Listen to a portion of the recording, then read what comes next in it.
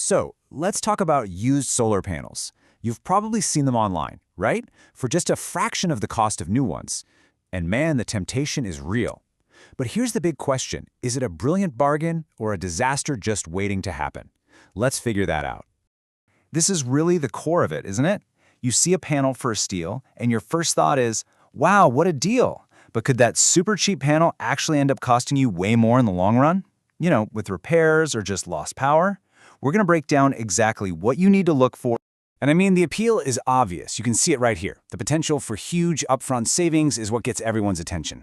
But that initial price tag, that's really just chapter one of a much, much bigger story. Okay, let's get into the stuff that most guides just gloss over. We're going to go way beyond the obvious to uncover those invisible issues that can turn a fantastic deal into a total bust.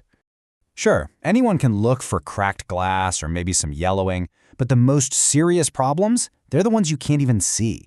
These hidden defects are what really separate a good used panel from a legitimate hazard.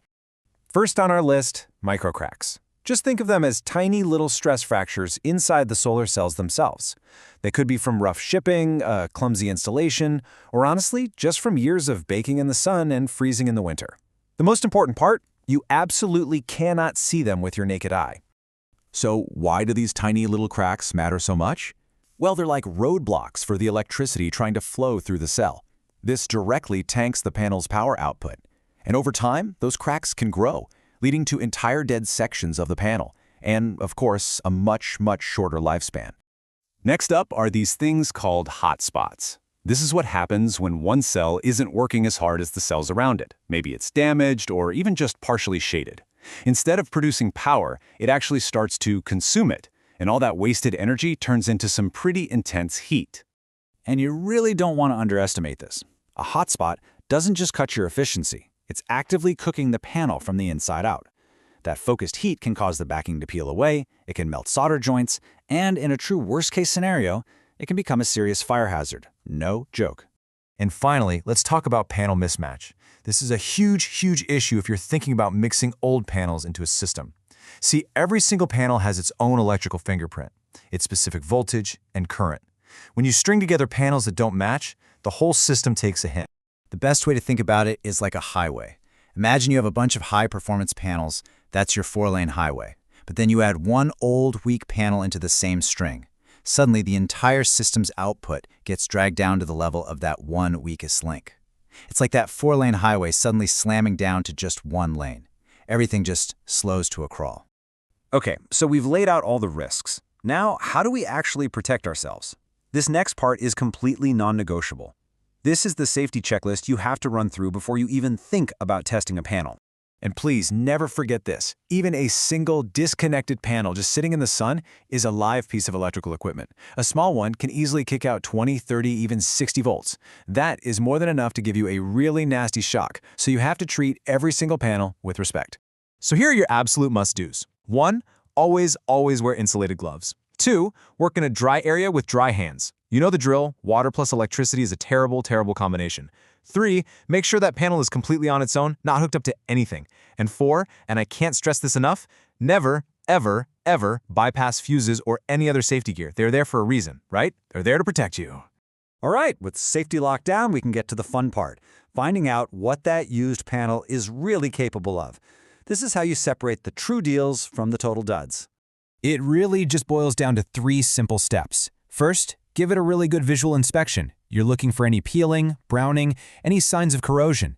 Second, you're going to grab a multimeter and measure 2 key numbers, its open circuit voltage, or VOC, and its short circuit current, ISC. And finally, you take those real-world numbers and you compare them to what it says on the manufacturer's sticker on the back.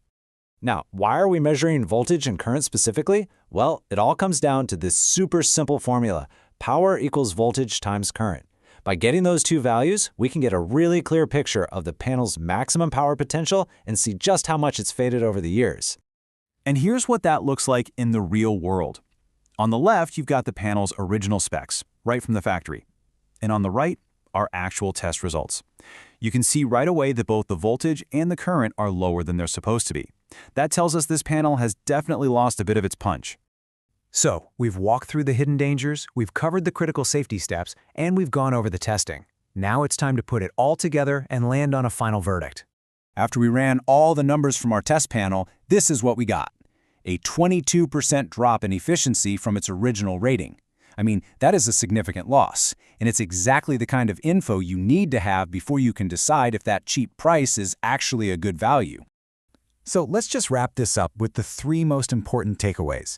First, yes, used panels absolutely can save you money, sometimes a whole lot of it. Second, testing isn't just a good idea, it's completely and totally critical. It's not optional. And third, never ever get complacent about safety. The risk of burns, shocks, or even fire is very, very real. And I really want to leave you with this thought, because it just perfectly sums up everything we've talked about. Trying to save a few extra bucks by skipping the inspection and testing, that's a gamble that can end up costing you so much more in the long run. Ultimately, hey, the decision's up to you. A used panel could be a massive win for your project, but only if you go into it with your eyes wide open. You now know the hidden risks, you know how to test for them, so the only real question left is, does that cheap price still look like a good deal to you?